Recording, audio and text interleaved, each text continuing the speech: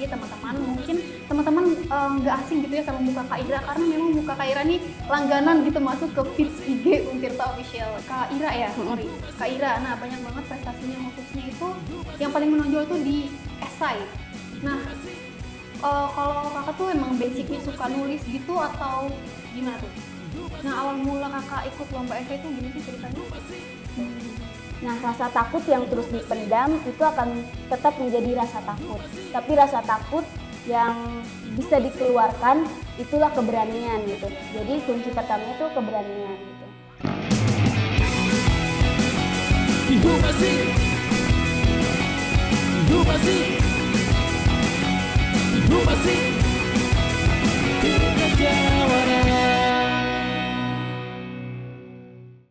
Assalamualaikum warahmatullahi wabarakatuh. Shalom, Om Swastiastu, Namo Buddhaya, salam kebajikan dan salam sejahtera untuk kita semua. Halo Sobat Jawara, bertemu lagi di Humasin, podcast resmi yang membahas seputar Untirta bersama saya, Gowin. Nah teman-teman, di sini ada nggak sih yang punya minat atau ketertarikan di bidang kepenulisan atau public speaking? Nah, di episode kali ini kita bakalan sharing-sharing tentang dua hal tersebut bersama salah satu mahasiswi berprestasi yang ada di Untirta yang punya segudang pengalaman perlombaan di dua bidang tersebut. Langsung aja kita sambut Kak Ira Ardila. Halo Sobat Jawara, perkenalkan saya Ira Ardila, mahasiswa pendidikan sosiologi dari Fakultas Keguruan dan Ilmu Pendidikan. Saat ini saya sedang semester 8, Kak. Oke, jadi teman-teman mungkin teman-teman nggak asing gitu ya sama muka Kak Ira, karena memang muka Kak Ira nih langganan gitu masuk ke feeds IG Untirta Official. Yang terakhir kali itu aku lihat kakak menang lomba esai ya Kak? Iya benar. Nah itu dia. Oke Kak Ira, jadi di sini aku udah merangkum beberapa pertanyaan. Nanti boleh tolong diceritain atau sharing-sharing sedikit lah. Ya boleh. Oke, tadi aku udah baca nih CV dari Kak Ira ya, sorry. Kak Ira, nah banyak banget prestasinya, khususnya itu yang paling menonjol itu di esai. Nah, kalau kakak tuh emang basicnya suka nulis gitu atau gimana tuh? Sharing sedikit? Oke, kalau dibilang basicnya suka nulis, aku percaya bahwa orang yang suka nulis itu dia orang yang suka membaca gitu Kak. Jadi sebelum dia suka nulis, dia suka baca dulu gitu. Kebetulan aku tuh orang emang hobi baca gitu sejak kecil. Terus kalau diingat ya Kak, dari SMP dan SMA tuh kan suka ada soal-soal PG, esai sama uraian. Nah, ketika aku menjawab soal uraian atau esai tersebut, aku tuh nulis pakai kata-kata aku sendiri gitu. Tapi aku tuh ingat poin-poin apa aja yang harus aku tulis gitu. Jadi mulai dari situ aku belajar buat ngolah kata-kata sendiri gitu. Biar banyak, biar panjang gitu. Itu sih, dimulai dari hal-hal kecil dulu kayak gitu, nulis-nulis isi-isi soal gitu. Kakak berarti suka baca buku banget ya? Iya, Biasanya baca suka. buku apa tuh? Novel kah atau non-fiksi? Kalau tiap jenjang tuh beda ya kayak. Kalau dari kecil tuh aku suka baca dongeng-dongeng gitu. Iya. Terus pas SD itu buku-buku pelajaran lah. Terus SMP juga, SMA juga. Kalau kuliah-kuliah ini bacanya yang ilmiah-ilmiah gitu Kak, kayak buku, jurnal dan lain sebagainya. Iya, kalau kuliah ya. Tapi di satu sisi saya juga suka ini sih Kak, nulis-nulis puisi gitu. Saya juga puisi. Nah, awal mula kakak ikut lomba esai itu gimana sih ceritanya? Awal mula aku lomba esai itu karena ketemu dengan teman-teman di salah satu lomba di Aceh seperti itu. Jadi pada awalnya tuh saya basicnya tuh bukan esai gitu Kak. Tapi saya pertama kalinya lomba kisah inspiratif di Aceh. Oke, itu kisah inspiratif maksudnya menceritakan diri sendiri atau gimana tuh? Nah, untuk kisah inspiratifnya, saya itu menceritakan tentang pengalaman saya menjadi volunteer pendidikan, Kak. Oh, di mana tuh? Nah, di salah satu daerah di Provinsi Banten, yaitu tepatnya Kampung Pamatang Laja, Desa Kutakarang. Nah, di situ saya menceritakan bahwa kondisi pendidikan di sana itu tidak sebaik apa yang kita bayangkan gitu kok di Banten gitu. Banten kan dekat dengan ibu kota negara gitu, Jakarta, tapi ternyata kondisi pendidikannya tidak sebaik yang kita kira seperti itu. Nah di sana saya jadi volunteer pendidikan selama 1 bulan penuh Kak, nginap di rumah warga. Di sana saya jadi guru lah, jadi guru di sana gitu. Oke, itu kakak mengajar gitu? Mengajar karena guru di sana itu semuanya honorer Kak. Nah paling mirisnya juga ketika masa panen padi misalnya, kan harusnya seorang guru tuh ngajar terus gitu kan Kak. Nah ketika masa panen padi, guru di sana tuh dilema Kak, antara harus ngajar siswa di sana atau harus menafkahi keluarganya. Itu sesuatu yang membuat dilema kan. Nah dengan hadirnya volunteer, saya tergabung di Sobat Mengajar Indonesia. Jadi di sana membantu guru juga untuk ngajar selama 1 bulan, kan lumayan gitu kan, meringankan guru honorer yang ada di sana gitu. Jadi alhamdulillah di sana sangat terbantu gitu dengan kehadiran volunteer pendidikan di sana.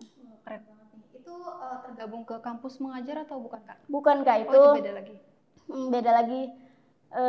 Nama yayasannya Yayasan Sobat Mengajar Indonesia. Mungkin teman-teman boleh cek IG-nya juga teman-teman.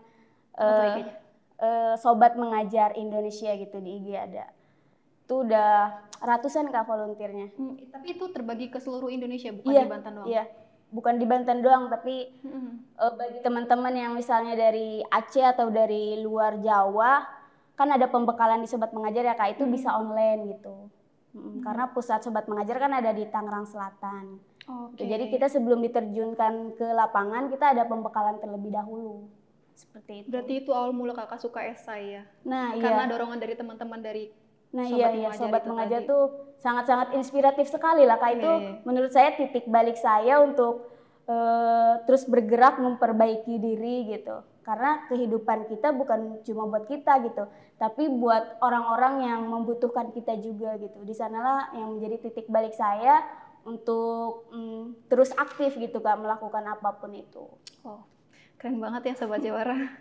Nah oke nih Kak, balik lagi ke lomba esai tadi ya. Nah Kakak nih ada nggak sih kayak teknik khusus atau rahasia gitu biar esainya tuh bagus?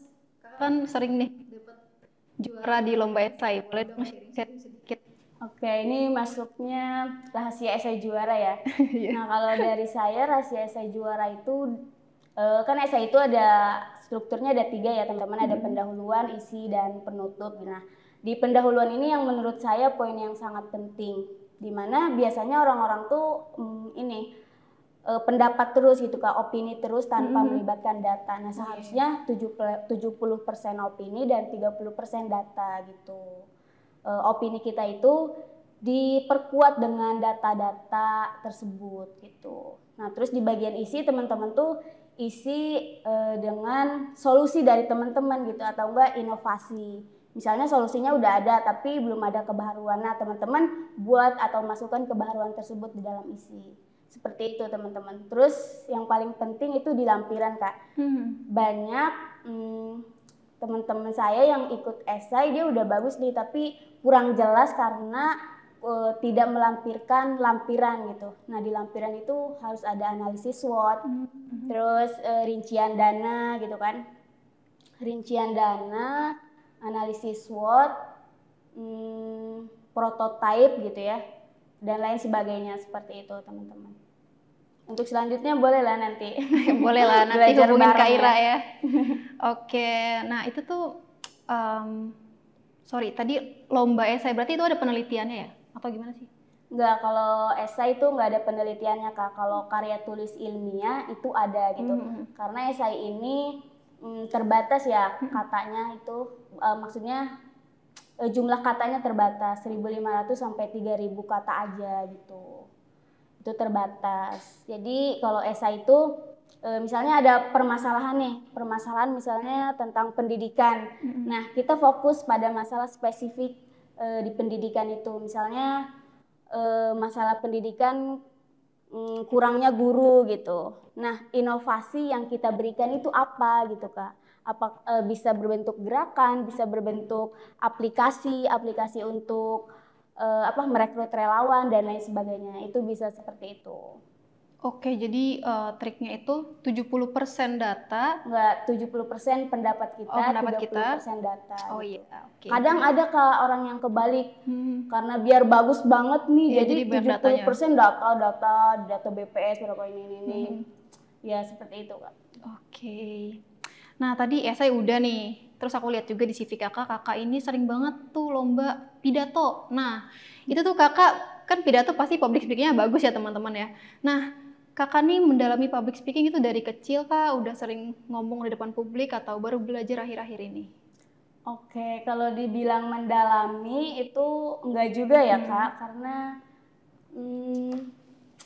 mungkin saya ini learning by doing aja. Kalau ada kesempatan, terus saya ambil dan di situ saya belajar gitu. Tapi kalau saya lihat kilas balik saya, waktu itu saya pernah jadi ketua OSIS di SMP Kak. Oh, iya. Terus, nah kalau jadi ketua OSIS itu apa-apa harus siap nggak sih Kak? Iya betul Nah, banget. ketika saya disuruh oleh pembina OSIS misalnya untuk menyampaikan materi tanpa ada briefing dulu, nah mau nggak mau saya harus siap. Nah disitulah saya belajar gitu, belajar di situ.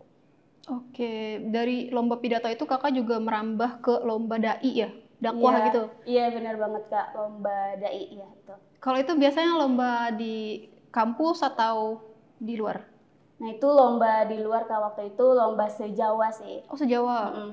Wow keren banget. Itu nama acaranya apa? Acaranya saya lupa ya Kak, karena waktu itu udah 2023 itu. Oh iya. Alhamdulillah waktu itu juara 1 dan saya sempat merasa apa ya, insecure juga dengan titel juara 1 dai itu Kak, karena saya merasa saya bukan seorang pendakwah, saya bukan seorang ustazah gitu. Ya kan, masih banyak orang yang lebih berhak gitu mendapatkan titel juara 1 dai itu. Tapi balik lagi, dai atau dai itu kan menyampaikan dakwah gitu ya. Dakwah itu adalah mengajak pada kebaikan gitu. Nah semua orang itu wajib untuk mengajak pada kebaikan gitu, bukan hanya ustadz atau ustazah saja, kita pun bisa mengajak pada kebaikan seperti itu. Jadi disyukuri saja apa yang sudah saya dapatkan gitu. Alhamdulillah. Tapi itu ya ekspektasi dari luar jadi tinggi gitu ke kita ya. Iya bener banget ekspektasi itulah. Oke, nah aku tuh pengen tahu deh tips. Tadi kan udah tuh tips esai, sekarang tips public speaking. Kan pasti nih Sobat Jawara ada yang malu-malu gitu mau public speaking. Nah boleh nih Kak Ira, gimana sih tipsnya supaya public speakingnya bagus gitu? Oke, saya juga sampai saat ini masih belajar ya Kak public speaking.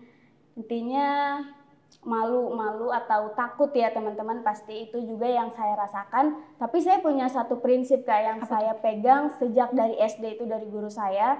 Guru saya pernah bilang begini, berani itu berasal dari rasa takut gitu.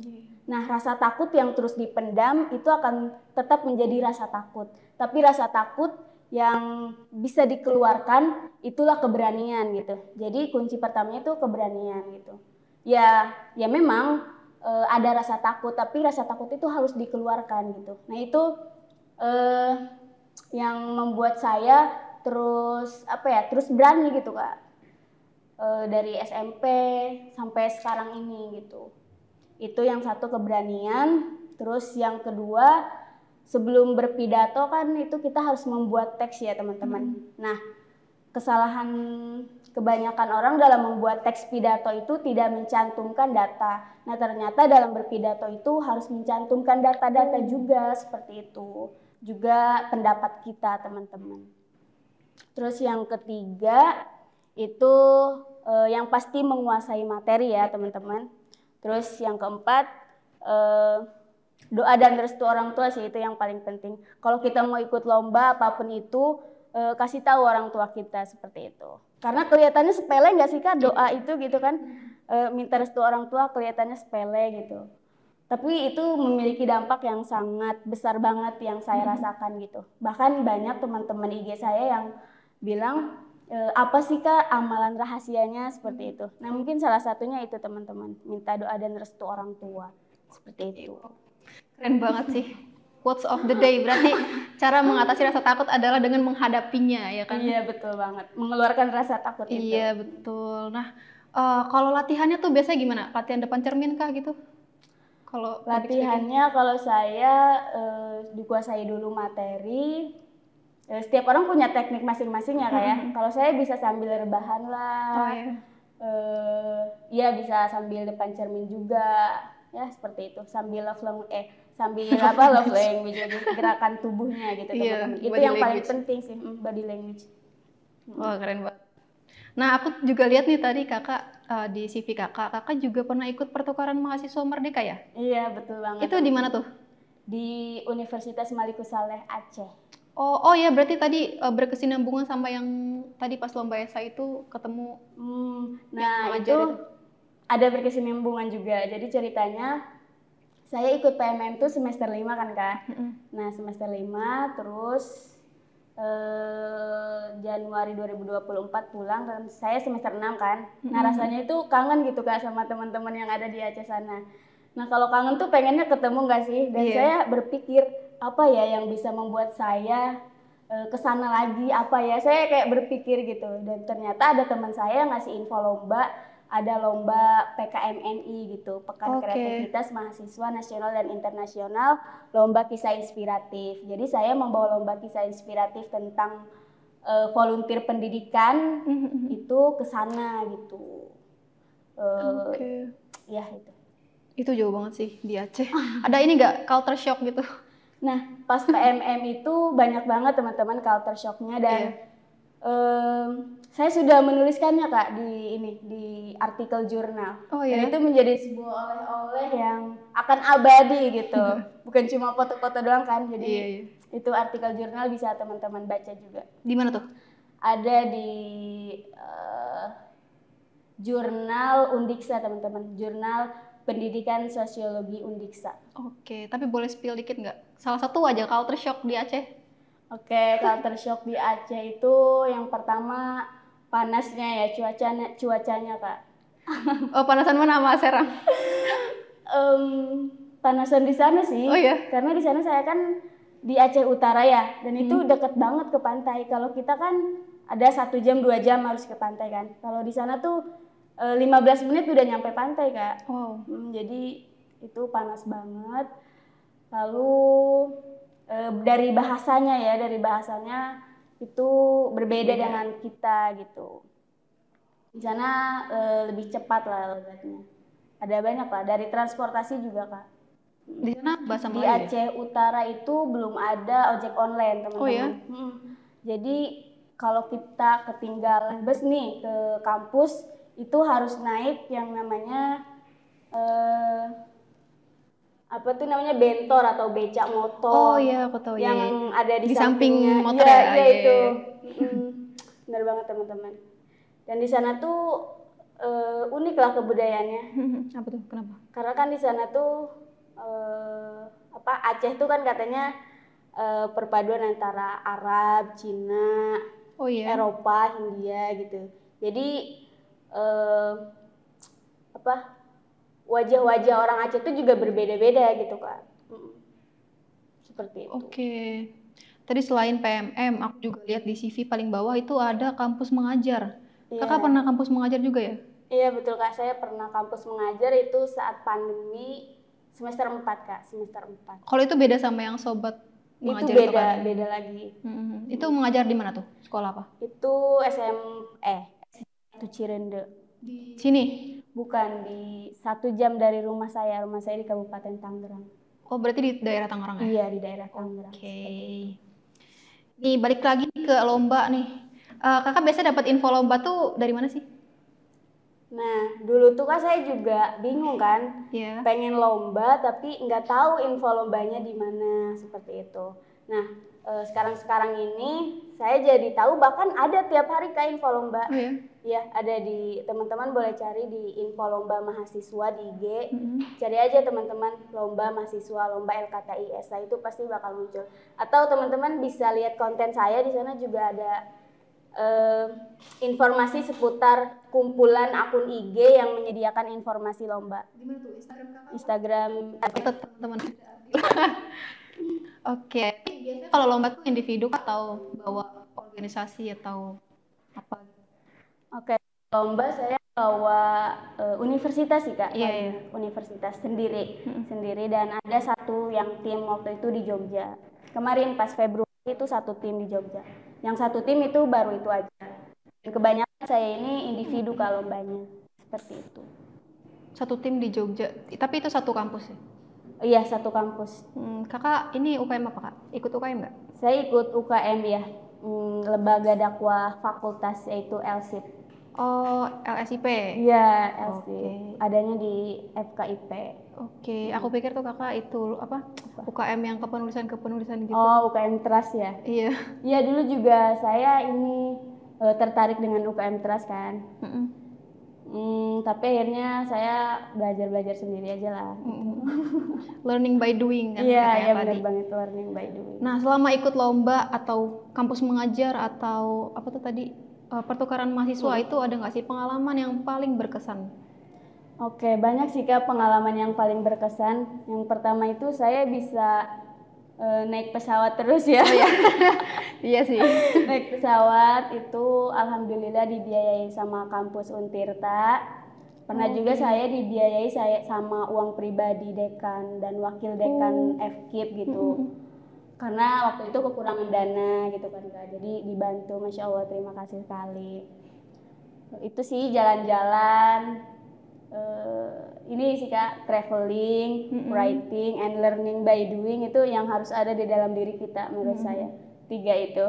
Kalau nggak traveling kita ini nggak jenuh. Iya. Terburn out, stres dah udah. Iya. Terus yang paling berkesan itu saya bertemu dengan mahasiswa berprestasi lainnya gitu Kak di seluruh Indonesia. Dan saya belajar lomba esai juga dari teman saya, teman lomba itu dari kampus lain gitu kan. Iya. Nah, saya belajar banyak dari mereka gitu. Sampai sekarang pun kalau ada info-info lomba selalu, ayo Ira, ayo ikut, ayo, selalu diajak seperti itu Kak.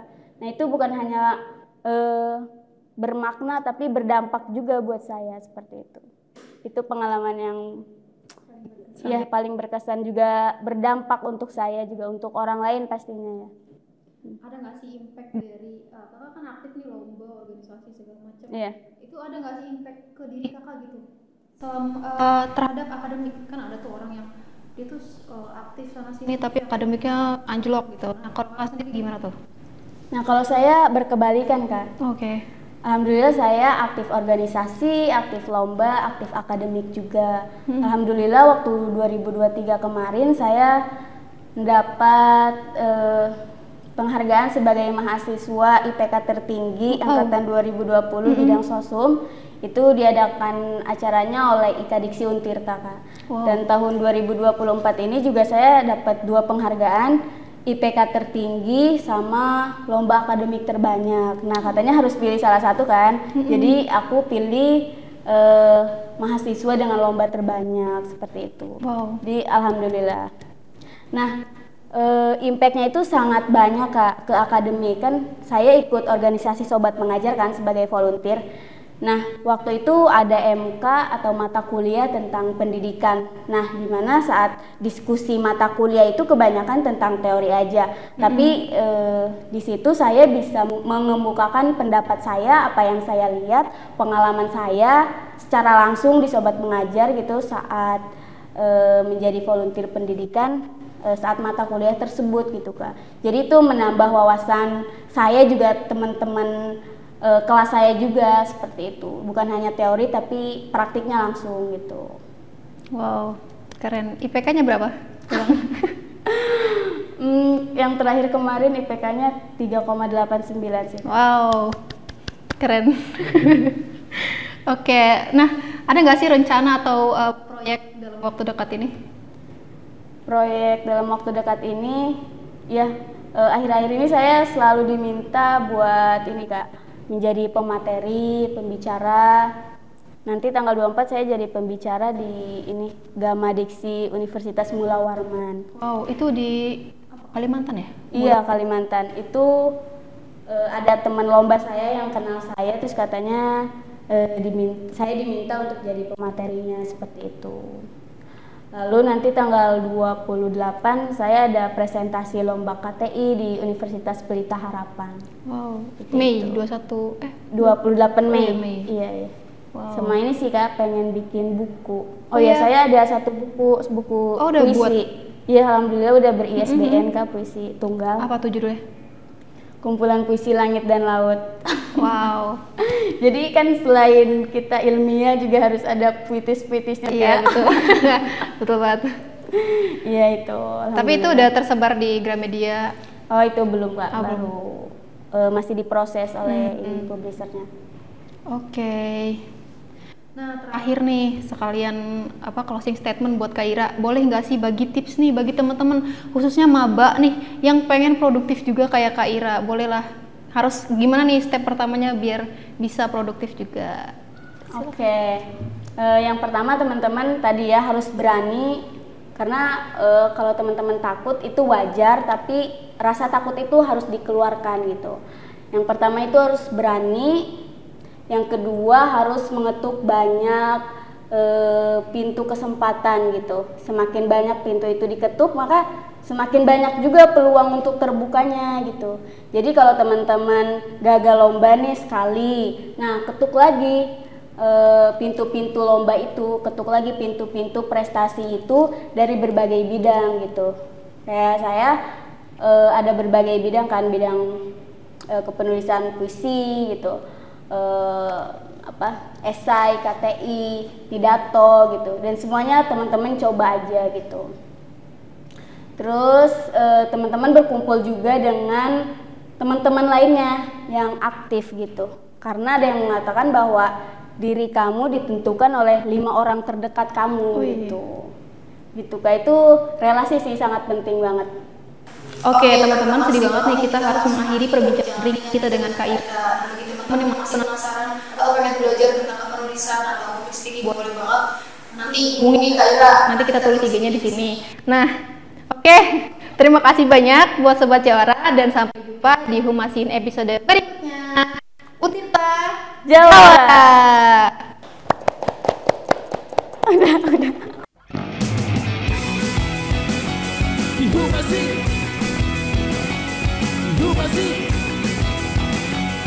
Humasi.